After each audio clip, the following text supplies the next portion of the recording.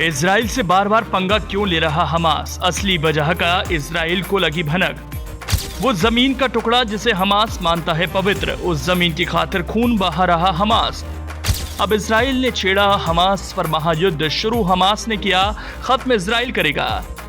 Israel जो खुद को ताकतवर बताता है, इजराइल के पास इतने हथियार हैं कि वो हमास को ढक दे, लेकिन फिर भी हमास उससे पंगा क्यों ले रहा है? ये तबाही का मंजर एक युद्ध का है, वो युद्ध जिसने पूरी दुनिया को हिलाकर रख दिया। इसकी शुरुआत तो हमास ने की, लेकिन खत्म इजराइल करने वाला है। तबाही के इस मंजर का दौर अचानक शुरू हुआ और अब परवान चढ़ चुका है। इस तबाही को देखकर पूरी दुनिया हिली है। किसी को नहीं पता था कि 7 अक्टूबर की सुबह ऐसे हालात बन जाएंगे, इसका अंदेशा किसी को नहीं था।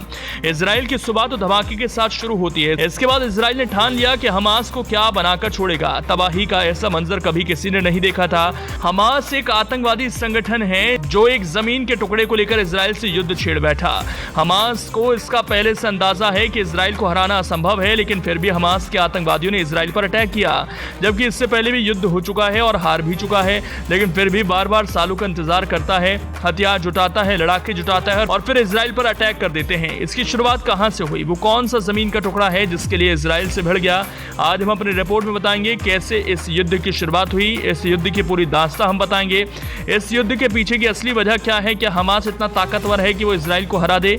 सारी डिटेल जानने के लिए हमारे साथ अगले कुछ मिनट तक बने रहिए। एक एक कर हम हर मुद्दे पर बात करेंगे। क्या है ताजा विवाद? इजराइल का नियंत्रण वेस्ट बैंक और अल अक्सा मस्जिद पर है, जिसे हमास इजराइल के कब्जे से मुक्त कराना चाहता है। हमास का कहना है कि मई 2021 में इजराइल ने यरूशलेम में मुसलमानों के पवित्र अल अक्सा मस्जिद को नुकसान पहुंचाया था।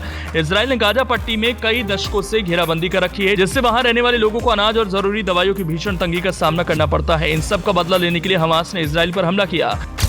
कहां से शुरू हुआ विवाद जो नहीं हो रहा खत्म? इन दोनों देशों के बीच विवाद की शुरुआत प्रथम विश्व युद्ध के दौरान हुई। उस्मानिया सल्तनत को हार का सामना करना पड़ा और मध्य पूर्व में फिलिस्तीन नाम के हिस्से पर ब्रिटेन ने कब्जा कर लिया, जिसके बाद अंतर्राष्ट्रीय समुदाय ने ब्रिटेन को फिलिस्तीन के लिए राष्ट्रीय घर की व्यवस्था करने की जिम्मेदारी सौंपी।